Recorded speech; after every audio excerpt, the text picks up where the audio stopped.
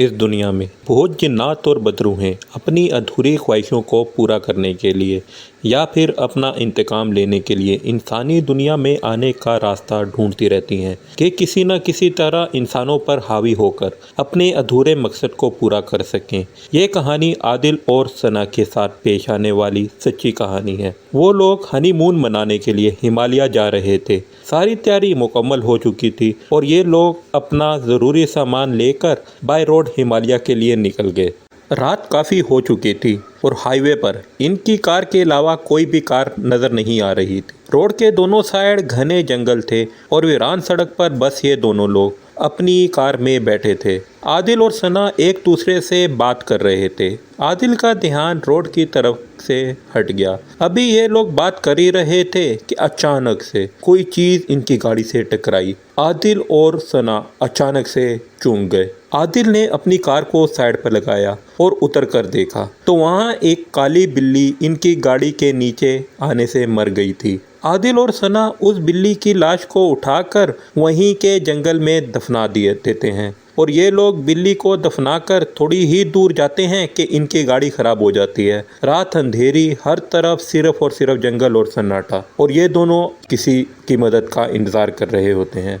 काफ़ी देर इस अंधेरी रात में एक ही जगह इंतज़ार करने के बाद सना को डर लगने लगता है और वो आदिल से कहती है कि क्यों ना पैदल चलकर कोई ना कोई कॉटेज या होटल तलाश किया जाए। आदिल भी उसकी बात मान लेता है। थोड़ी आगे जाकर आदिल को एक पुराना खस्ता हाल गेस्ट हाउस नज़र आता है जो कि इनके लिए इस वक्त किसी नेमत से कम नहीं है। ये दोनों अपनी गाड़ी वहीं छोड़कर गेस्ट हाउस की तरफ चल पड़ते हैं। जब वो गेस्ट हाउस में पहुंचते हैं तो वहाँ सिर्फ और सिर्फ एक बूढ़ी औरत मौजूद होती है। आदिल उससे कमरे की चाबियाँ लेता है और औरत चुपचाप उसको चाबियाँ दे देती है।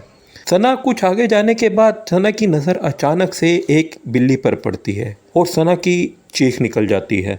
आदिल उसी वक्त भागकर सना के पास पहुंच जाता है। सना उसे बताती है कि उसने अभी यहाँ पर वही बिल्ली देखी है जो उनकी गाड़ी के नीचे आकर मर गई थी। आदिल उसे कहता है कि तुम शायद थकी हुई हो, चलो कमरे में चलकर नहा धो लो, फ्रेश हो जाओ और आराम कर लो। सना भी अपना वहम समझकर इस बात को झटक देती है और ये दोनों अपने कमरे में चले जाते हैं।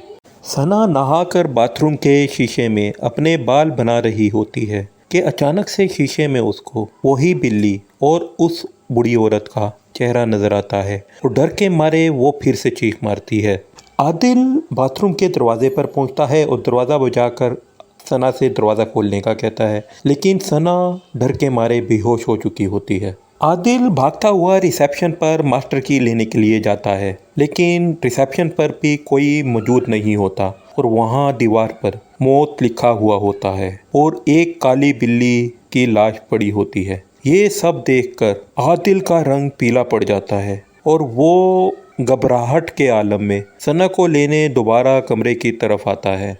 जैसे ही आदिल दरवाजा कमरे में दाखिल होता है तो देखता है कि सना को एक चुड़ैल ने गला पकड़कर हवा में उठाया हुआ है और सना बेहोश है। आदिल रो रो कर कहता है कि मेरी सना को जाने दो, हमने तुम्हारा क्या बिगाड़ा है। तब वो चुड़ैल बताती है कि वो जो बिल्ली उनकी गाड़ी के नीचे आकर मर गई थी वो उस चुड़ैल की बेटी थी और वो अपनी बेटी की मौत का बदला लेने के लिए आई है और अब वो इन दोनों को जान से मार देगी। आदिल की लाख मिन्नतें करने के बाद भी वो चुड़ैल अपने नाखूनों से सना के गले को चीर कर फाड़ देती है और उसकी गर्दन जिस्म से अलग कर देती है। आदिल सना की बेहोश मौत से बिल्कुल टूट जाता है और अगले रोज़ आदिल और सना की लाशें कब्रिस्तान से मिलती हैं। अब वो सवाल ये पैदा होता है कि इनकी मौत तो होटल में हुई थी और उनकी लाश कब्रिस्तान से कैसे मिली और क्या बदरूहें जानवरों की शक्ल इख्तियार कर सकती हैं।